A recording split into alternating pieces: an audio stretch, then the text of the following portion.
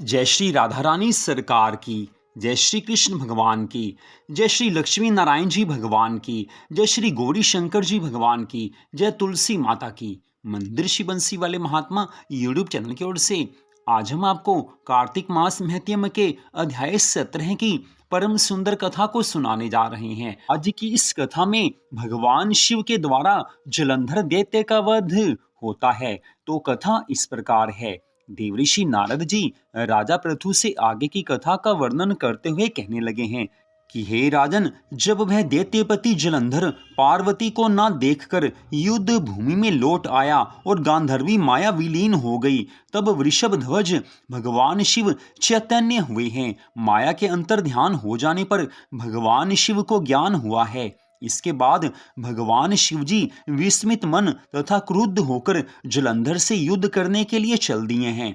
उस दैत्य ने भी भगवान शिव को पुनः आता देखकर उन पर बाणों की वर्षा करना प्रारंभ किया है।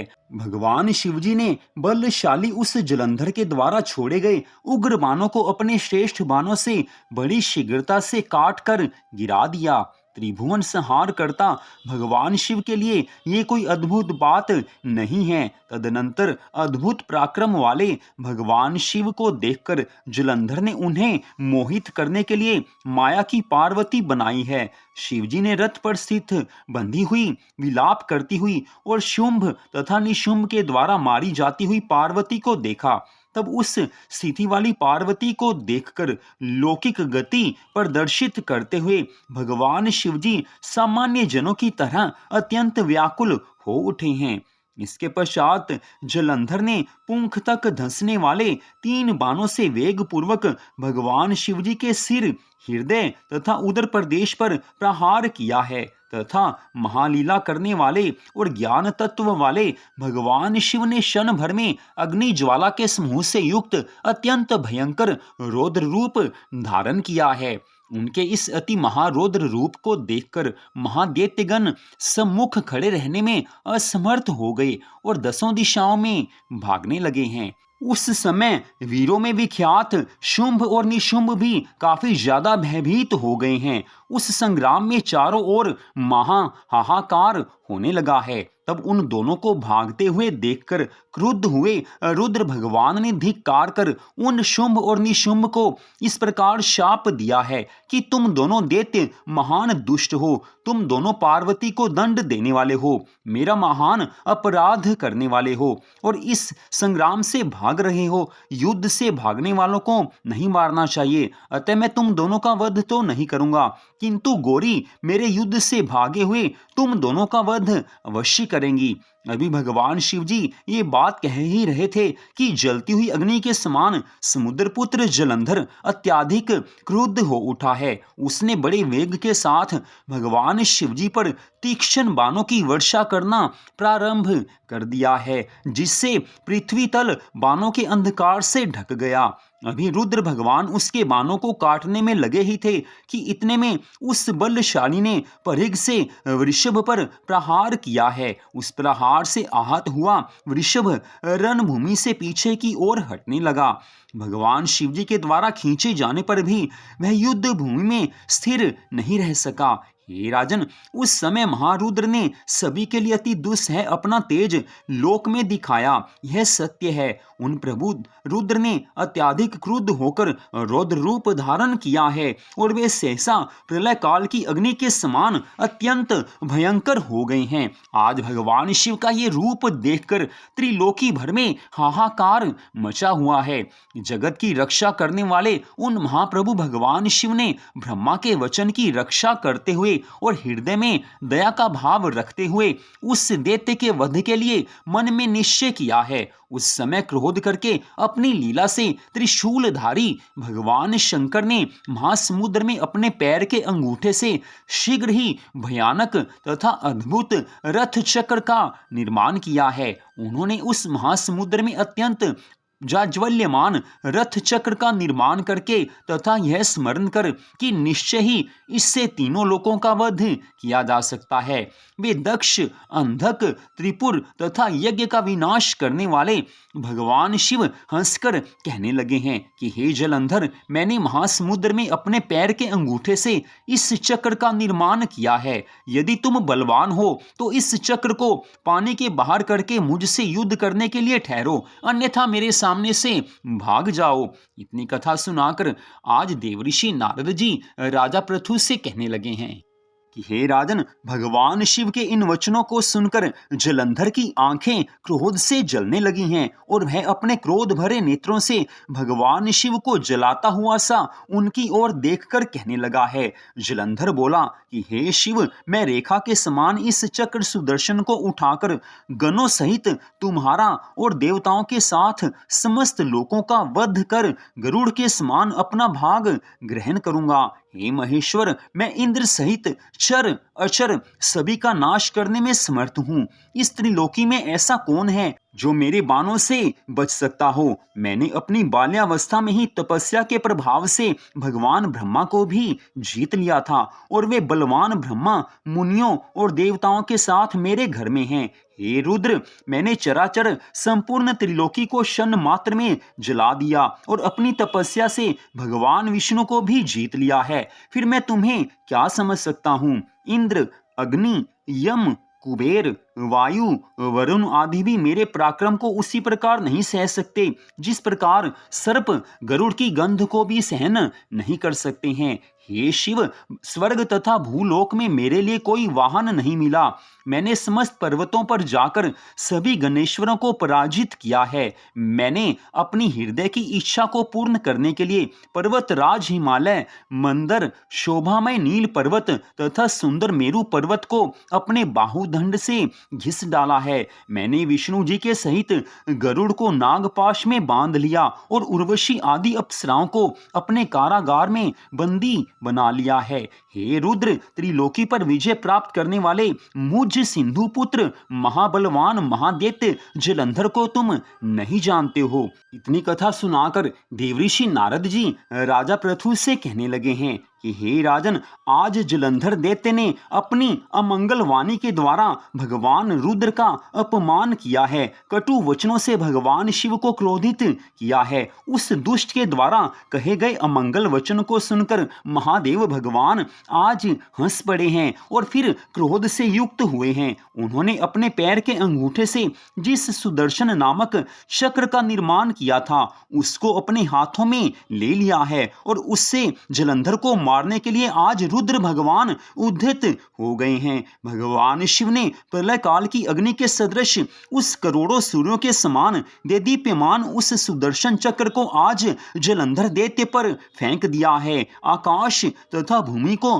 प्रज्वलित करते हुए उस सुदर्शन चक्र ने बड़े वेग से जलंधर के पास आकर बड़े बड़े नेत्रों वाले उसके सिर को वेग पूर्वक काट दिया है। आज जलंधर दैत्य का वध भगवान शिव के द्वारा हो गया है। उस सिंधु पुत्र दैत्य का शरीर और सिर भूतल को नादित करता हुआ रथ से पृथ्वी पर गिर पड़ा है और चारों ओर महान हाहाकार होने लगा है। काले पहाड़ के समान उसका शरीर दो टुकड़े होकर उसी प्रकार गिर पड़ा जैसे वज्र के प्रहार से अति विशाल पर्वत दो टुकड़े होकर समुद्र में गिर पड़ता है। हे राजन, उसके भयंकर रक्त से सारा जगत व्याप्त हो गया और उससे पृथ्वी लाल हो गई है। भगवान शिवजी की आज्ञा से उसका संपूर्ण रक्त और मांस महारौरव नरक में जाकर रक्त का कुंड बन गया है। उसके शरीर से निकला हुआ तेज भगवान शिव शंकर जी में उसी प्रकार समा गया जिस प्रकार वृंदा के शरीर से उत्पन्न तेज महागौरी मां में प्रविष्ट हो गया था। जलंधर को मरा हुआ देखकर उस समय देव, गंधर्व और नागगण अत्यंत प्रसन्न हो उठे हैं और भगवान शिव शंकर जी को साधुवाद देने लगे हैं। सभी देव, सिद्ध और मुनीश्वर भी आज प्रसन्न हुए हैं और पुष्प वृष्टि करते हुए अर्थात फूलों की वर्षा करते हुए उच्च स्वर से भगवान शिव का यशोगान करने लगे हैं। देवांगनाएं आज प्रेम से विह्वल होकर अति आनंद पूर्वक बड़ा सुंदर नृत्य करने लगी हैं और मनोहर राग युक्त शब्दों से किन्नरों के साथ सुंदर पदों को आज गाने लगी हैं। इतनी कथा सुनाकर देवऋषि नारद जी राजा पृथु से कहने लगे हैं कि हे राजन, उस समय वृंदापति जलंधर के मर जाने पर सभी और पवित्र और सुखद स्पर्श वाली दिशाएं प्रसन्न हो गई हैं। शीतल, मंद, सुगंधित तीनों प्रकार की वायु आज चलने लगी हैं। चंद्रमा शीतलता से युक्त हो गया है, सूर्य परम तेज से तपने लगा है, शांत अग्नि जलने लगी है और आकाश आज निर्मल हो गया है। अनंत मूर्ति भगवान सदाशिव के द्वारा उस समुद्र पुत्र जलंधर के मारे जाने पर संपूर्ण त्रिलोकी भर में अत्याधिक सुख, शांति और आनंद छा गया है। आज सभी देवता भगवान शिव की सुंदर स्तुति करने लगे हैं, लेकिन आज सब देवता साथ ही कहने लगे हैं कि हे महादेव, हे देव, आपने शत्रुओं के भय से हमारी रक्षा की है। जलंधर दैत्य का वध करके हमें आपने निश्चिंत किया है, किंतु बात एक और हुई है, उसमें हम क्या करें। हे नाथ, विष्णु भगवान ने बड़े प्रयत्न के साथ वृंदा को मोहित किया और वह शीघ्र ही अग्नि में भस्म होकर परम गति को प्राप्त हुई है, किंतु इस समय वृंदा के लावण्य पर आसक्त हुए भगवान विष्णु मोहित होकर उसकी चिता का भस्म धारण करते हैं। वे आपकी माया से विमोहित हो गए हैं। सिद्धों, मुनियों तथा हम लोगों ने उन्हें बड़े आदर के साथ समझाया, किंतु वे श्री हरि आपकी माया से मोहित होने के कारण कुछ भी नहीं समझ रहे हैं। अतः हे प्रभु, आप कृपा कीजिए और विष्णु भगवान को समझाइए, यह प्राकृत संपूर्ण चराचर जगत आपके ही अधीन है। आज सब देवताओं के इन वचनों को सुनकर भगवान शिव कहने लगे हैं कि हे ब्राह्मण, हे देवों, आप लोग श्रद्धा पूर्वक मेरे वचन को सुने। संपूर्ण लोगों को मोहित करने वाली मेरी माया दुस्तर है। देवता, असुर और मनुष्यों के सहित सारा जगत उसी के अधीन है। उसी माया से मोहित होने के कारण भगवान विष्णु काम के अधीन हो गए हैं। वह माया ही उमा नाम से विख्यात है, जो इन तीनों देवताओं की जननी है। वही मूल प्रकृति और परम मनोहर गिरिजा के नाम से विख्यात है।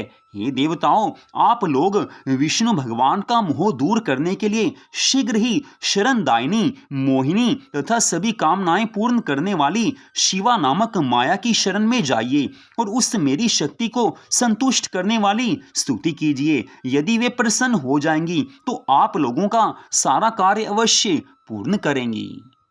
तो वैसे तो आज की इस कथा का यहीं पर विश्राम होता है, लेकिन एक विशेष बात आपसे करनी है। काफ़ी लोग ये समझते हैं और काफ़ी लोग ये कहते भी हैं कि श्री हरि विष्णु भगवान जी से ही भगवान श्री राम जी प्रकट हुए हैं, भगवान श्री कृष्ण जी प्रकट हुए हैं। श्री विष्णु भगवान सबसे बड़े हैं, लेकिन ये सच्चाई नहीं है, सच नहीं है।